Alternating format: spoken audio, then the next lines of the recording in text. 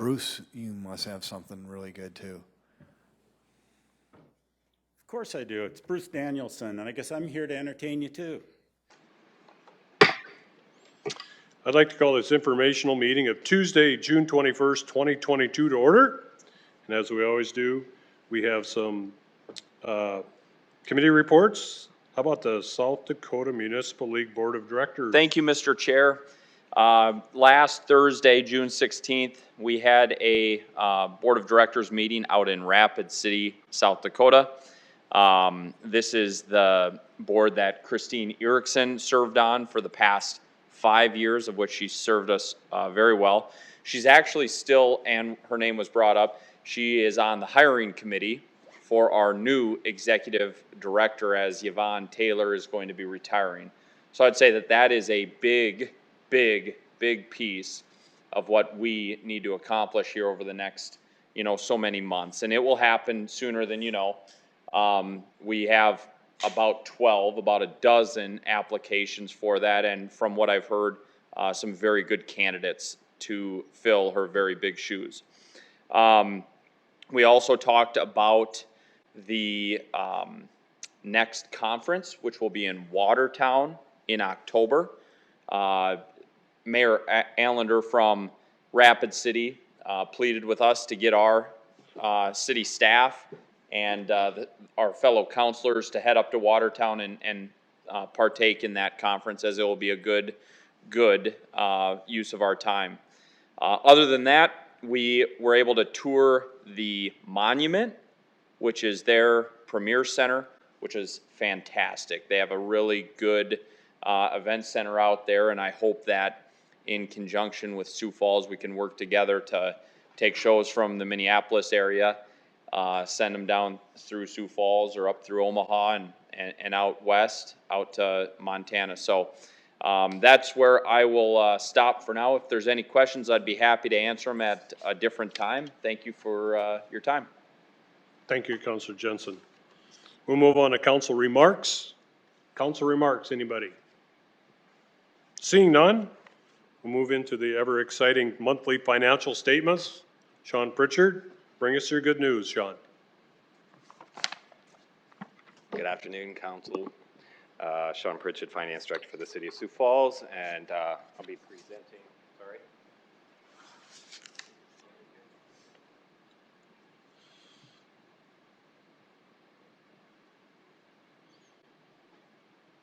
Apologies, get the presentation loaded here. So I'll be presenting the May monthly financial report for you here.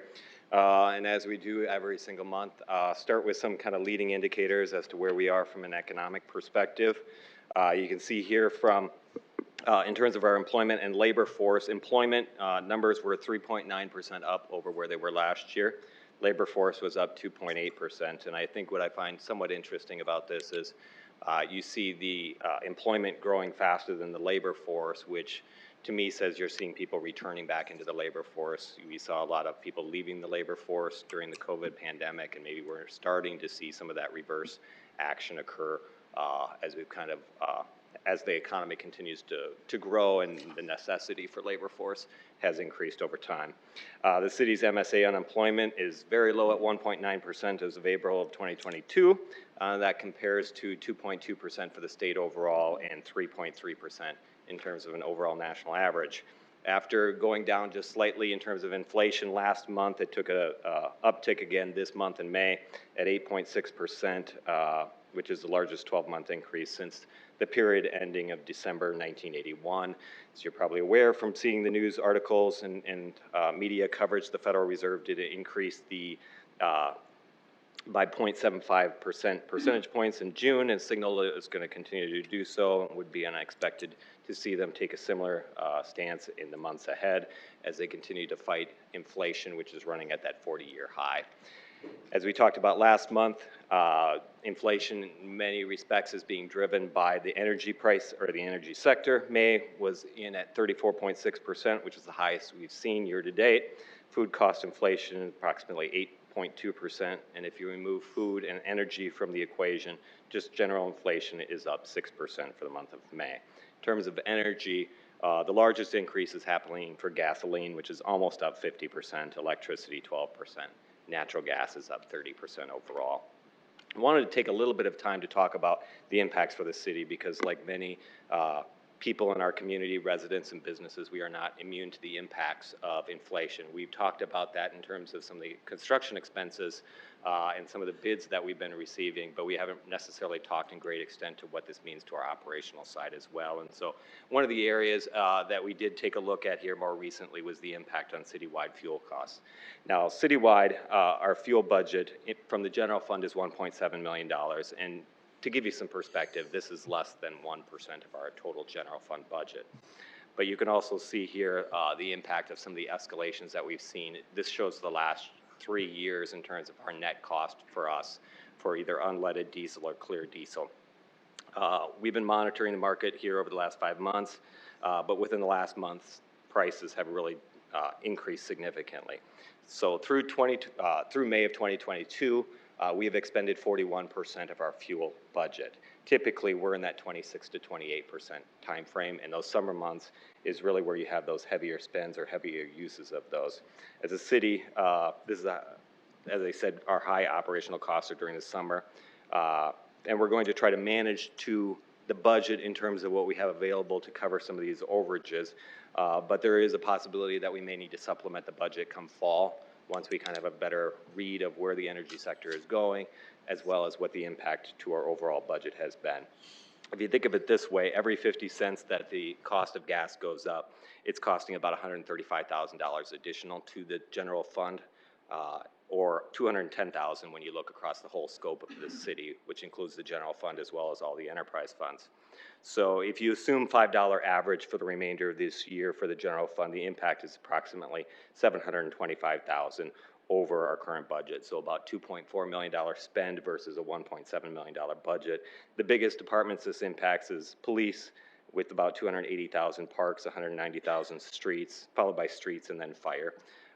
And then the overall impact to the overall city impact is about $1.3 million, with the biggest of those impacts occurring within the landfill and water rec. So those are those areas are enterprise funds and wouldn't necessarily need to be supplemented, but in terms of the general fund, it may be something that we look at as we get into the fall and we know a little bit more about what happens with energy prices and our use during that time period.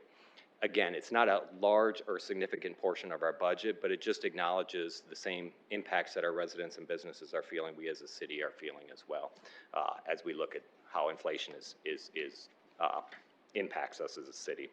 In terms of building permit activity, obviously this continues to be very positive. Overall for the city, through May, we had $780.4 million in building permit valuations, which is a 97% increase over the prior year and 235% increase over 2020, which it's hard to even fathom those type of numbers to see that we were up over 235% over where we were at this time 2 years ago.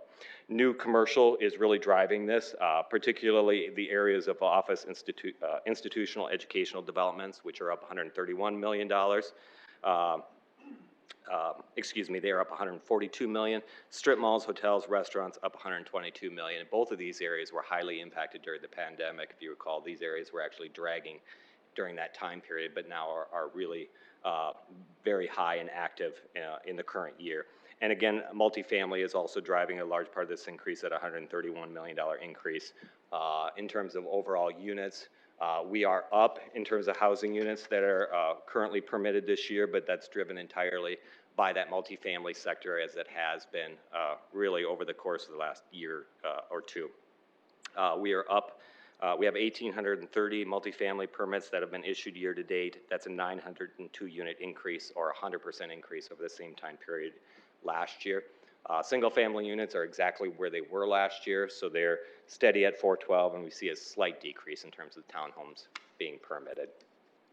As far as sales tax, positive news is we were up 10.1% in May 2021 versus May of 2020. But if you start factoring out an inflationary rate of 8.6 or 8.7%, the true growth rate of that sales tax is 1.5%. So that, when you look at previous years, is not out of line with our expectations. So it's good to see continued growth, but don't be dissuaded by the 10% because we're looking at a lot of inflationary impacts as you look at that. You'll see the rolling average is coming down, and we expect that, especially as we came off of a huge wouldn't say huge, we had some minor losses during the COVID impact of 2020 and early 21, and then of course we had that exponential increase that occurred during the rest of 2021 leading into 2022. But overall, still very solid gains and not inconsistent with prior years. Entertainment tax collections are up 10.9% overall.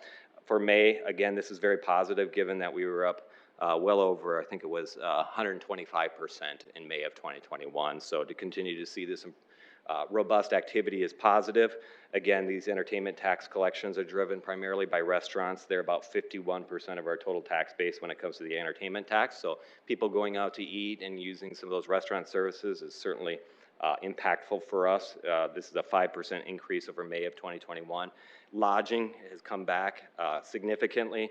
It was up 22% over May of last year, and that comprises about 12%. And then the one thing that really kind of stands out to me, other amusement and recreation services, which went to absolutely nothing during COVID, now is the third most impactful part of our entertainment tax, up 17% over where it was last year and comprises almost 8% of the total tax base. So it's really important to see that coming back and being more important than even drinking establishments when it comes to the entertainment taxes.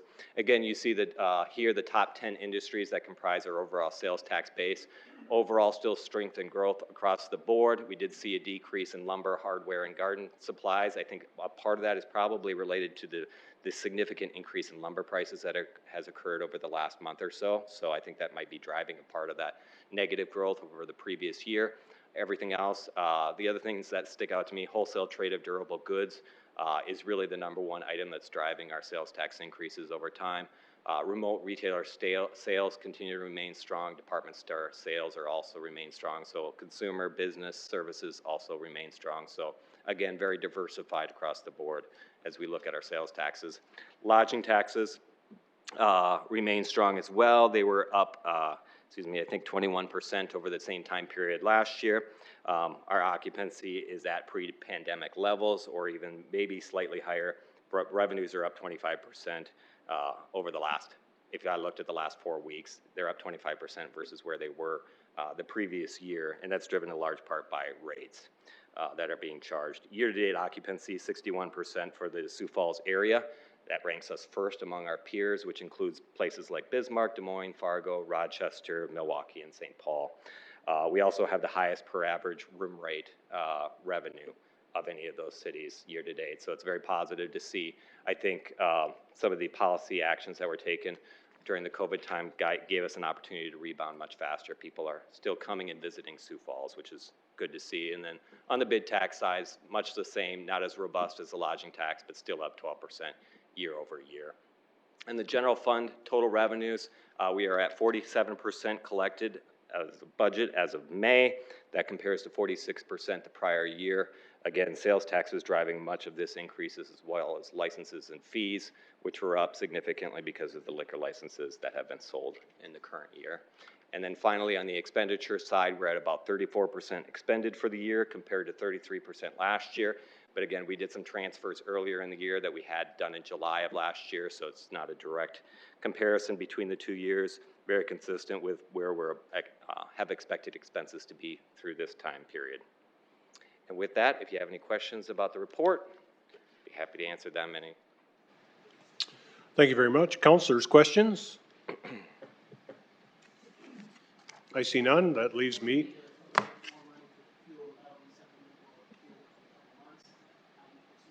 Yep, your question was if it was something we have to do, would we supplement for the fuel in the next couple of months? Yes, I think we'll look at the fall timeframe and make a determination. Some departments might be able to absorb the increase because they just have enough savings in other areas that they're able to absorb it. Others probably not. So that's what we'll kind of assess as we get further down the road. That sounds wise. Sean, talk to me about hybrid vehicles with the escalating fuel costs. When does it make sense for the city to get into that business? That's a good question. I did actually talk with our purchasing manager about this last week. I don't have the data in front of me, but I know we are working toward having more hybrid vehicles for our fleet. The challenge right now is just getting vehicles, period, especially hybrid vehicles. So it's very challenging, even if we wanted more of them, to be able to actually secure them, just given the backlog that there is in the vehicle industry right now. But it is certainly, that's been something that we're working toward, increasing our fleet from those hybrid vehicles. And we've also looked a little bit at testing and piloting out electric vehicles as well. And so that's something that's in progress. Okay, thank you. Not seeing any further questions. It's always exciting to listen to the financial report. Thank you very much. Move on to another great issue that we're always eager to get updated on, the housing plan update.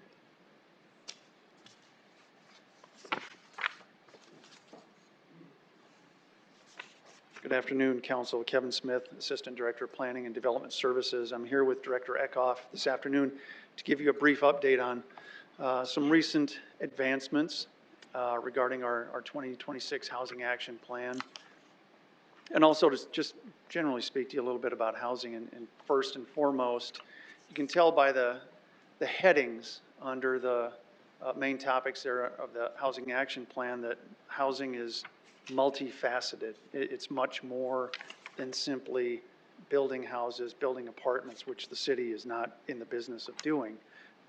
Our general level of involvement is working with our not-for-profit partners who do that kind of work, as well as providing incentives for private industry to, hopefully keep housing costs at a manageable level. But certainly the city has a role to play in things like the construction, planning for and construction of infrastructure to support all sorts of development. So I'll just kick it off with land. And as we go through these, the red check boxes mean we've already, we're either substantially on our way or we've completed some of these efforts. There will be others that are in blue that are in process, and some we haven't started on yet. But hopefully by the end of the presentation, you get a feel for the work that's been done and yet the work that needs to be completed in the near future. So the first one under land, collaborating with regional MSA, that's Metropolitan Statistical Area, basically our urbanized area. MSA communities, that would include Hartford, Crooks, Brandon, Harrisburg, T, are kind of the ring communities where we do already provide sanitary sewer treatment services for the city of Brandon. We're in the process of connecting the city of T to our wastewater collection system. Great regional opportunities, and certainly if Crooks and Hartford are interested, always want to leave that door open. But we also participate on other projects like corridor studies. So County Road 106 is the growth area boundary between the city of Sioux Falls and city of Harrisburg. We've undertaken a corridor study almost its entire length from Interstate 29 to the Big Sioux River, jointly with Lincoln County, the city of Harrisburg, the city of Sioux Falls, to review everything from adjoining land uses in the future, so they're compatible, with access points and other things that will have an impact on future land development. We'll undertake a similar effort with the city of Brandon on the Rice and Holly Boulevard corridor study probably next year. But it's a good example of where the city of Sioux Falls, I think we do a really good job of reaching out to our regional partners and consider everyone, not just one single interest, especially with the interconnectedness between land use and transportation. Maximize land availability and infrastructure by increasing density / upzoning. That one is underway, as you'll see, because it's in blue. Our current planning staff are hopefully going to unveil a new zoning. I'd say it's either going to be its own classification or zoning form. And the working title is Midtown Mixed Use Development right now. And the main goal is to address that point there, is to incentivize, if you will, more density, especially along certain corridors, more residential density along certain corridors that are ripe for either redevelopment or they're underutilized. We recognize there is a need for single-family housing, but we also understand greater density is easier to serve with municipal infrastructure services. Can't be everywhere, can't be all places, but we do believe there's room for some more redevelopment, and hopefully that'll be in front of you and the Planning Commission in the next couple of months. Next one, proactively assemble land for redevelopment and for moving existing homes. As a matter of fact, coincidentally, tonight, you will have in front of you a resolution to begin the process of transferring a parcel of land to the Southeastern Development Foundation to move some houses onto. It is adjacent to the Veterans Community Project site, just to the south of that, where the city used a portion of our community development block grant funds to build Willow Avenue, and we extended the limits of that to reach this piece of property, and it's city-owned now, but we want to transfer it to one of our nonprofit partners to put some houses on. And these would be houses that will be moved there. I don't know what they'll sell for, but after having walked through some of Lynn's homes, I can tell you firsthand that market rate, and they are a great investment in neighborhoods. Identifying opportunities for infill development is an everyday thing with our housing staff, with the current planning staff, and with the public works staff as well, that we continue to look for land, whether it's city-owned or not, that is, might be ripe for redevelopment. And so we get a lot of questions about the growth of City of Sioux Falls and how many acres we consume every year as we grow. But I can tell you firsthand that we spend as much time looking for infill opportunities, and we've got some great examples to show. The last one is leveraging federal funds and public incentives to revitalize core neighborhoods. I was here a couple months ago talking about the Neighborhood Safety Grant Program, where we've got up to $5,000 to qualified homeowners to make improvements to their properties. And Jeff's got the numbers for you later in the presentation, but that project, that grant program is a success, and we're getting a lot of interest in it, and it is a great way to get money into the hands of the folks who need it to help them stay in their homes. Under design and building standards, this is more engineering and building services. Evaluate opportunities to lessen the impacts of the 2021 building code updates. Butch Warrington was here at the end of last year for you that were seated on the council at the time. Butch goes through an exhaustive process with the Home Builders Association and also with the Multi-Housing Association to review what are every 3 years building code updates, so that we're implementing those codes that make sense, life and safety, but also recognizing there needs to be a reasonable return on investment. And in some cases, if there's not, those proposed changes, like from the 21 codes, some of them were not implemented. They were exempted out at the local level. So that is something we do on a routine basis, but it's always with the involvement of the Home Builders Association and multi-housing. Reviewing current design standards such as rolled curbs and street width reduction. The engineering department did reduce the required street width for major collectors recently. That's something that went through IRAB, Infrastructure Review Advisory Board, earlier this spring. So they are making an effort to reduce the cost of infrastructure, where they can, where it makes sense, and where it won't compromise any other development standards. So hats off to engineering for those considerations. Evaluate and pilot low impact development options. If you've been up to Millard Acres in the Frolic Edition, that is a Habitat for Humanity development where our engineers again found ways to implement low impact standards for development. And by that I mean there's not curb and gutter, there is overland flow of storm drainage, and I know there's a drainage pipe underneath the natural drainage way, but again, dipping our toe into, if I dare say, green infrastructure, but finding less expensive ways and still promoting development. And in this case, it was great because it's with one of our nonprofit partners, Habitat for Humanity. Last one, under design and building standards, that is still underway.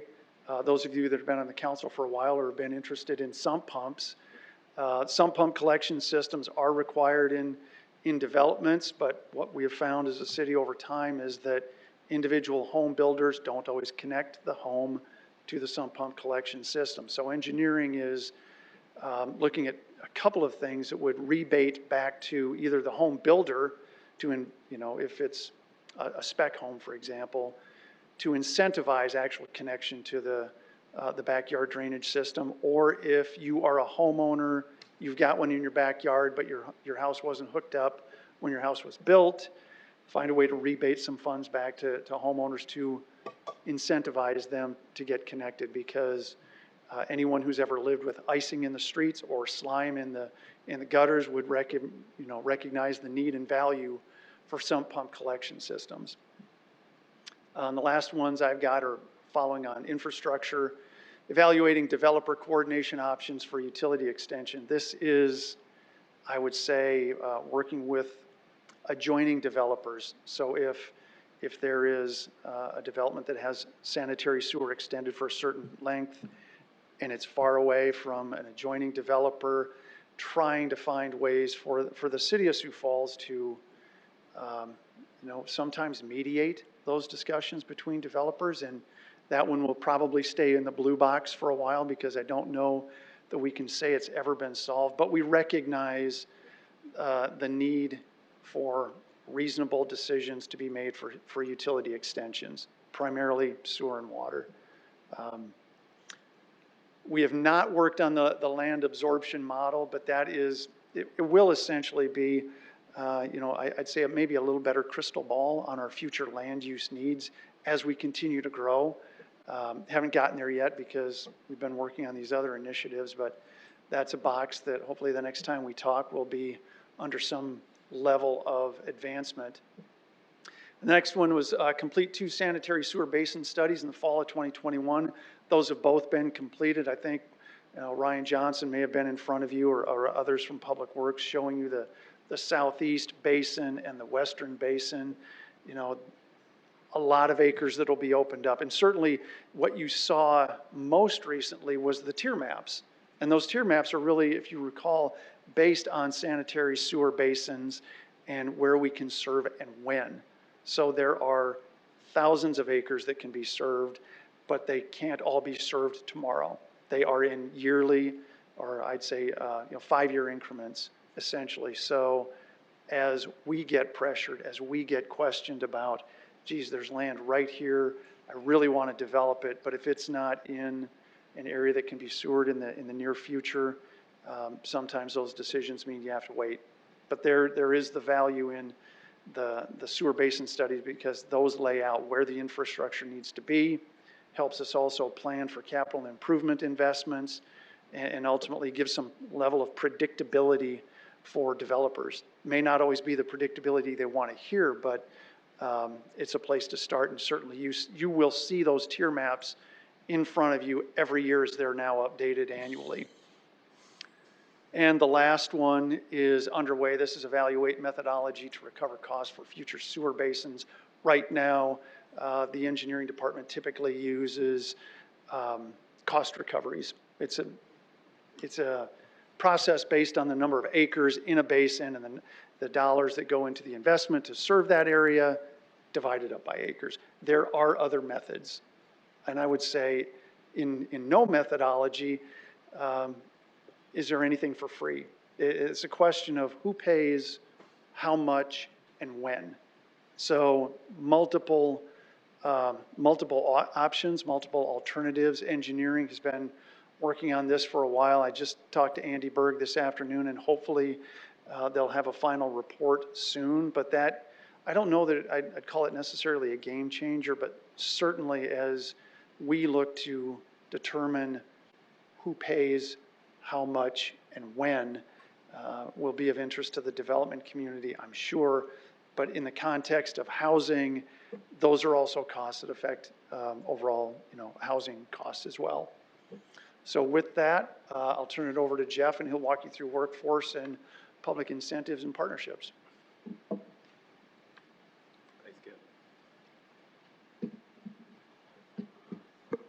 Good afternoon, Council. Jeff Eckhoff, Planning and Development Services, and thank you for your time this afternoon. As Kevin introduced, there's certainly a theme here that the housing is really everybody's issue citywide, all across the departments with our nonprofit partners, and The information I'm about to present certainly is no exception to that. As we move into the workforce portion of it, I mean, you continue to hear about the workforce issues in Sioux Falls, and nationally for that matter too, but certainly in our area. It is lots of people pulling on that rope. The Development Foundation certainly has a role. But we also work on, from our standpoint, on quality of life types of issues. It really is a workforce development, workforce attraction issue. You've already had some introductory comments from Don Kearney about the quality of life bonds that's being proposed coming up for the new pools or the pool renovations. And also we look at, we're in the middle of our downtown 2035 plan. And I don't know about you folks, but I know when my kids are home visiting, the thing they talk about all the time is downtown and what an attraction that is to them. And so Councilor Sale has been gracious with his time to serve on that committee.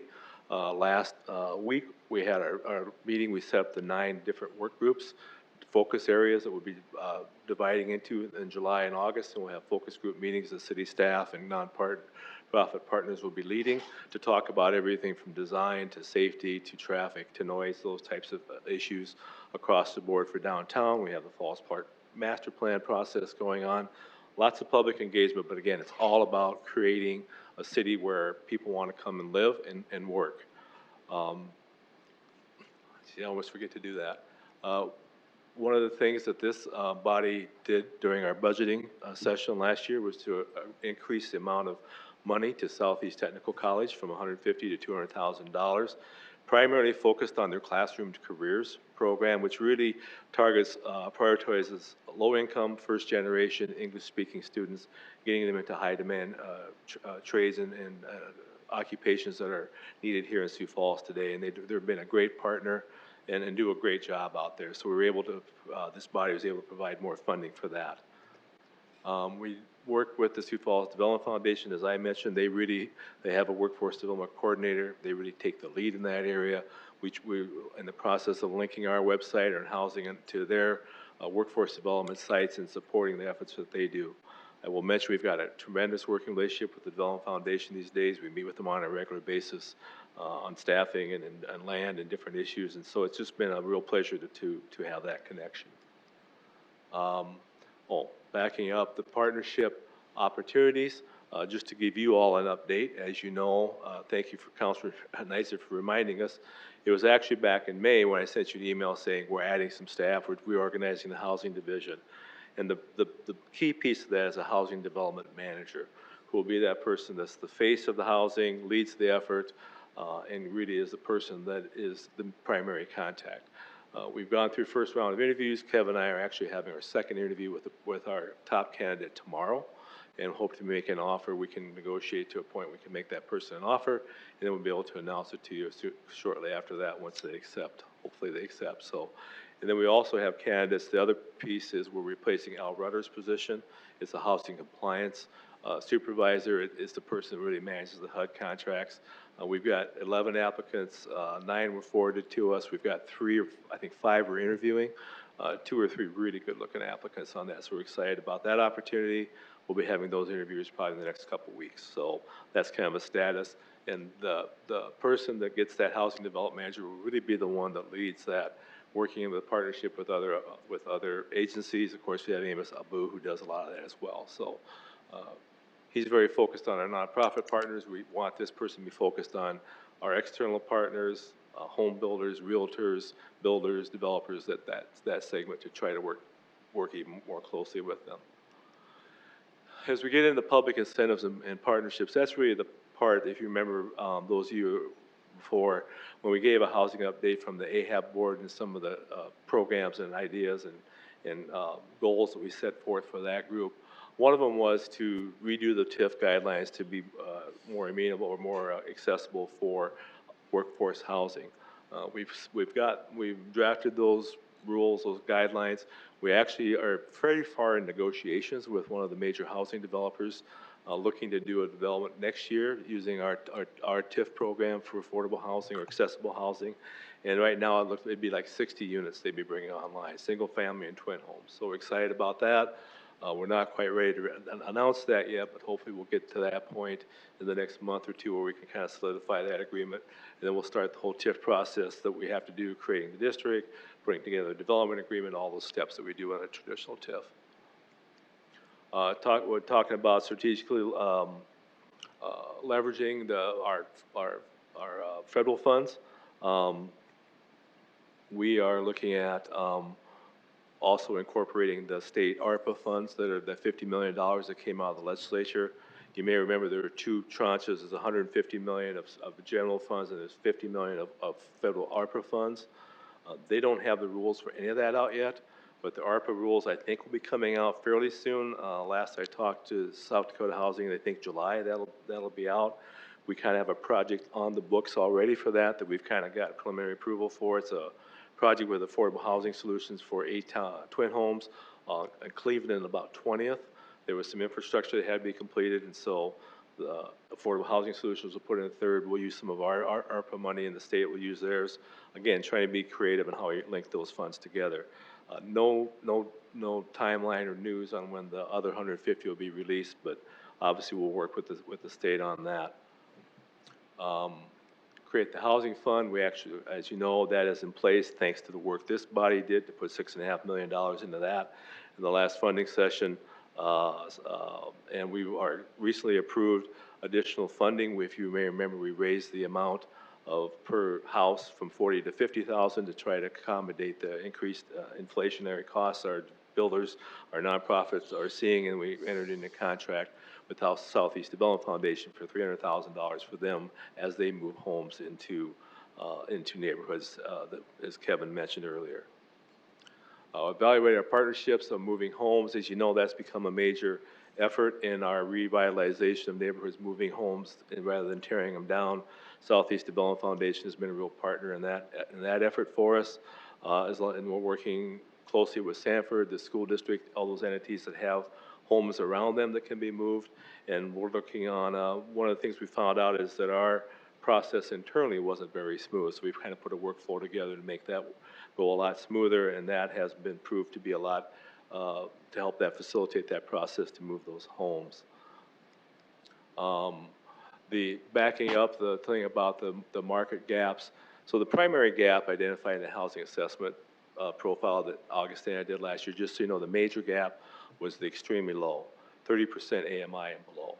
And that's like, you know, $20,000 a year for a house. I mean, it's a really low amount. And so you may have heard in some of your correspondence with Sioux Falls Thrive, they're looking at trying to set up a trust fund for that 30% below, which is extremely low income, to help with that effort. And as I told Michelle when we had coffee, I said, that's a great lane for you guys. We certainly would support that. So that's something we'll see how that materializes through the next several months. The last point I'd make, we develop, expand programs to proactively preserve existing housing. Kevin mentioned the Safety Neighborhood Grant Program with the side, that's the $5,000 per home. As of June 15th, we processed 82 applications that have been approved, and we've spent a total amount of $90,000 on that program. You may remember Councilor Sales set up the Project Public Safety Down Payment Assistance Program.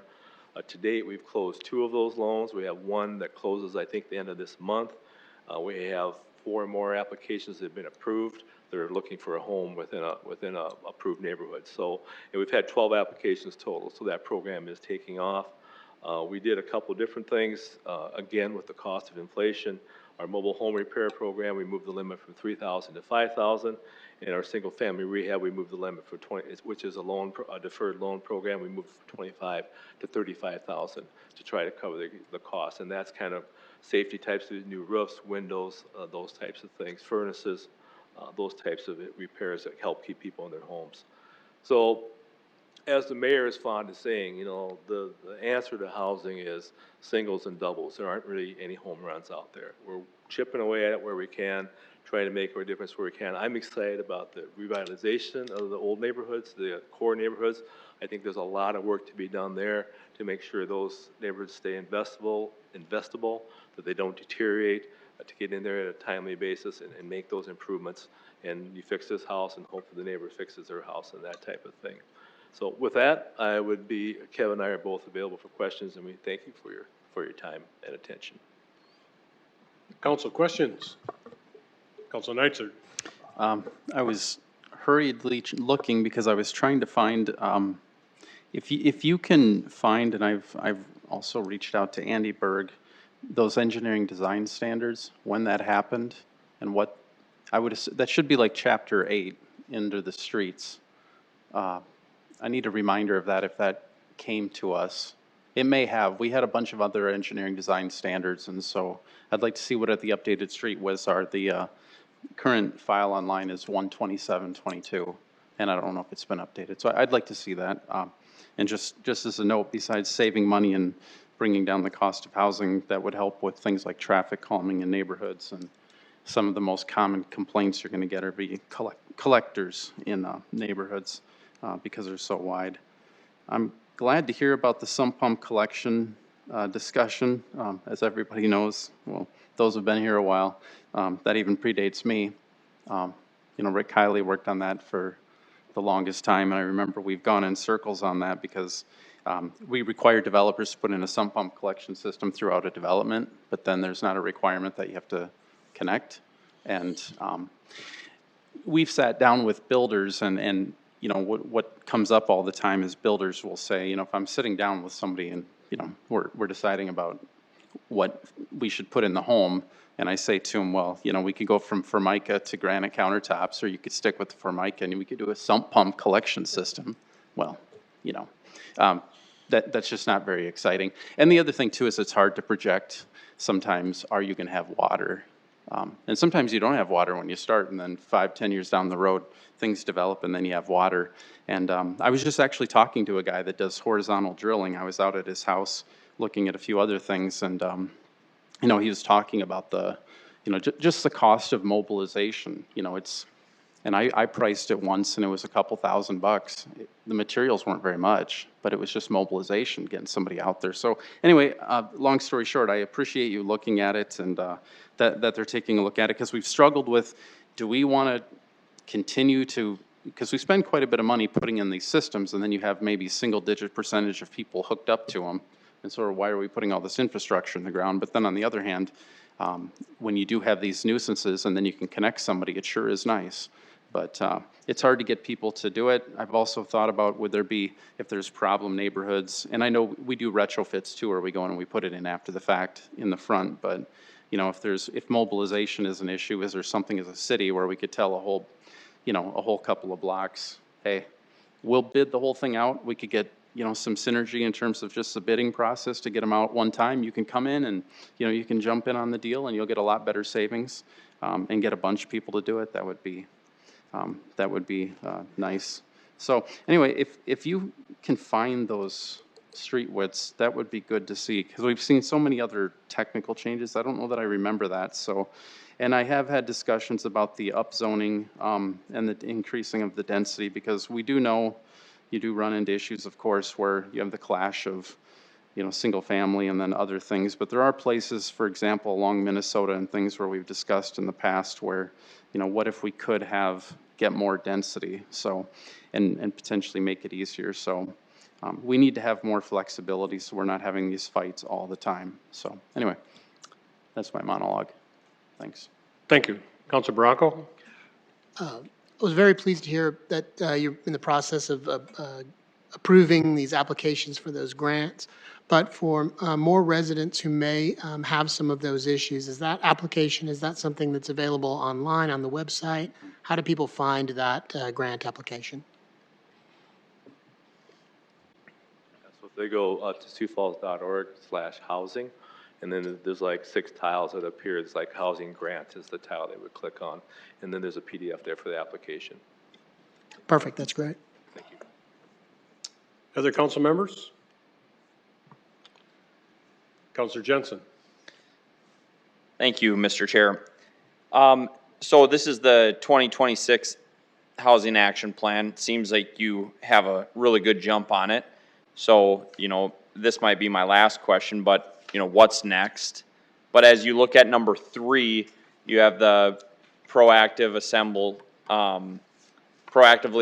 land for redevelopment, et cetera, et cetera. And I think land acquisition is probably something that the city of Sioux Falls will always have to kind of think about, not only for housing development, but for, future pools, future, et cetera, et cetera, et cetera. So because you have a red check there and it's highlighted red, is that a continual process? Okay, Yeah. and that will stay on this Yes. document. So, we actually had a larger group, and it still meets, that talks about, that identifies land and different, areas that we try to target, and there's a strategic land acquisition committee that's ongoing that encompasses city, facilities as well. We've had leads on 2 substantial parcels of land that are like in that 12 to 15 acres where we could get a lot of, density on, a lot of homes, particularly to move homes. One of them was in the northeast part of town. We had pretty good negotiations going on. All of a sudden, the price just kept escalating, which I'm sure is a common thing. We had another piece of land identified in the southeast part of town, and things were going pretty well, and then the owners decided, no, this land's too valuable, we're not gonna sell it to the city, and so it all, it's the same, we have the same chase that all the developers do. You gotta find the land, you gotta try to find it at a reasonable price, and you gotta be able to try to negotiate it. And there's some resistance, or not, I don't know about resistance, but certainly curiosity about what kind of homes you're going to put here. Is it going to complement what we're trying to do in the long term? Those type of things as well. The first parcel we had in the northeast, I thought was perfect because the homes we were going to be moving very compatible with the age of the homes that were there. It's just, again, the price of the land, the price of undeveloped land is just really skyrocketing these days, and it's just kind of the market environment we're in right now, unfortunately. The other question I had, and it kind of goes to Counselor Neitsert's question on the width of roads. How, or what strategy do you guys have to communicate not only to HBA, but also groups that are outside of that? For an example, many of the developers that would develop a whole neighborhood, including the streets, are not members of the HBA at this time. For whatever reason. How are you communicating to all of our developers to make certain that this strategy, as it came up, a fall or a winter ago when this was being developed, how are you communicating to those individuals? Yeah, that's a good point. Probably not as well as we should be. We do kind of primarily rely on the HBA. We do guest columns in their newsletter. We speak at a lot of their events and stuff. But yeah, beyond that, we probably don't do as good a job as we should with that. I would give you that. Fair enough, and we can always improve, right? Absolutely. With number 8, the evaluation of the pilot low impact development option, I think that's great, and that's with one of our partners. So when will that, come to fruition? That pilot, when will that study be done? And how can we then move that forward to implement changes in policy? Right. I think that, Habitat builds fairly slowly. I think we get a couple more units up there and see how it actually works. I think we can declare it probably a success or not. The one thing about that, and the reason it works so well in the Froelich division, because that's the development they have up there now. They don't have stormwater collection systems. They have the ditches, and this is just a model that is engineered a little bit better. So it doesn't necessarily fit in every neighborhood because you have the ditches, you don't have the sidewalks, or some of those things. Certainly reduces cost, but to put it in a development, you'd have to really plan ahead for developments that makes sense for. It'd be hard to put it in where there's already the full storm sewer and all that. But with that said, I think we'll take a look at that probably next year, see how many units are done, how well it's working, and then talk about where else that could be successful. Okay. One final question. And maybe it's a comment and then my question. So number 10 is an example of a developer, and there's an example that I heard about in the southeast Sioux Falls section of town, where we had actionable land ready to go, and the development in its way was going a roundabout way to get through its development. I would just work on, and of course they're the landowner, so they get to decide how they go through that development. But when you have a city that is investing, in just one example, $6 million into making housing accessible to individuals and to keep expanding in Sioux Falls, I would make it abundantly clear to the developers that don't play well in Sioux Falls that that kind of behavior is not welcome here, and that they should address that as we move forward. And I would assume that you would have the full support of me, and I can speak for myself, to go to those meetings with you and address that, because I believe that that is not in the best interest of Sioux Falls, and I think you agree with that. Now, as you continue on, like I said at the beginning, it's what's next. What are we now gonna put on our list? As the mayor and you, when you guys put this together, this is always gonna be right now it might be land acquisition, right? You know, tomorrow it might be design, infrastructure, so on and so forth. It's always gonna be ebbs and flows of these different boxes. So that'd be the curious question is, you know, report back, you know, fourth quarter and say what's next. So, thank you. Yeah, thank you. Counselor Neitzer. One quick follow-up. Thanks to our clerk extraordinaire, Tom Greco, he found last year, at the end of the year, 12/14/21, we did adopt new engineering design standards, but I don't have the, it doesn't look like I have the dirty copy right here. I still have to look it up. So I guess I do recall making changes at least to private roadways. I don't remember about public, so I'd like us to take a look at that, because I do know when I look at some private private roads, which is becoming more and more common, which I'm seeing a lot of places with things like some of our twin home developers and townhomes and stuff like that, because they can go pretty narrow. And so we need to look at our public streets and see if we can, if we're out of line, if we can also do that, because obviously most streets are generally dedicated, and then we can benefit from that as well. And if they're not, then I guess my question would be, why is it okay on the place, even though I get it, they'll plow their own streets and all that, but I'm pretty sure we could probably figure it out, you know, if there's a deviation, why is that? But we need to get a dirty copy to see. We build wide streets and then worry about traffic calming. Yeah, exactly. So, and it's not just the traffic calming. I mean, the wider the street, it takes us more money to plow it, and it's more money to repair. So the smaller we can make the streets long-term is going to be good for us financially. And, So, you know, and I couldn't agree more, you know, but there's always the other side too. It's the streets narrower, then people complain about traffic and getting through, even though that's really a good thing, because it slows them down. We narrow the boulevards, but now when we plow snow, it goes on their sidewalk. You know, there's all the other side. I have the exact same conversations with homeowners that complain about the speed on the streets and their kids. And then I say, well, we could narrow the street. And then they say to me, well, then it'll be harder to get through in the snow because it'll be narrower with snow. And I go, well, okay. I mean, you kind of got to pick your poison. So, Exactly. but no, point. there's trade-offs. But yeah, it's Very an education. So. Excellent points. Thank you. Other questions, comments? I've just got a couple quick ones. Legislative committee has housing meetings throughout the summer. Do we have representatives going to those? That was last summer. They had their housing study. Yeah, and I attended all of those. We had some staff attend, some with me, but I attended all of those, testified at the Sioux Falls one. You know, the frustrating thing, just not to get political or editorial here, is that there were lots of discussions about TIF legislation, discretionary formula, different things that could be done to help housing. And it really kind of became a matter of where the money was going to go. There was whether it should go on GOD or the South Dakota Housing, and here we are now, and there's not a full resolution. I think they're working on rules right now. So they're not taking any more input, and they have not come up with the rules. Is that right? They're working on the rules, but no, the study was last summer. There were 4 meetings, 2 in Pierre, 1 in Rapid, and 1 in Sioux Falls. So at 8% inflation, the money that they allocated in February is quickly diminishing in their power to get things done. That's a statement, sorry. Not touching that one.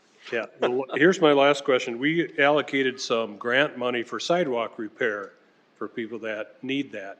Yeah. Off the top of your head, and I know I caught you without prior warning, could you tell us how that's going? Yeah, that's, we spent, how many, 90? I've got it right here. Yeah, that was the neighborhood safety grant that we talked about, and it was, I'll give you the number here. As of June 15th, we've processed Yeah, 82 applications have been approved, and we've spent $90,000 on that. And the limit's $5,000 per grant. Okay, thank you. Thank you very much for your presentation. We really appreciate all your hard work on the housing issue. This time we'll take public comment. Seeing none, Counselor Jensen. Thank you, Mr. Chair. I'd make a motion to enter into executive session for consulting with legal counsel or reviewing communications from legal counsel about proposed or pending litigation or contractual matters pursuant to South Dakota Codified Law 1-25-23. Second. Thank you. I have a motion and a second to move into executive session. Can I have a roll call, please? Councilmembers Barranco, Yes. Nitzert, Yes. Sale, Yes. Jensen, Yes. Cole, Yes. Selberg. Yes. That motion passes. Thank you very much. We'll move into executive session. Please clear the room.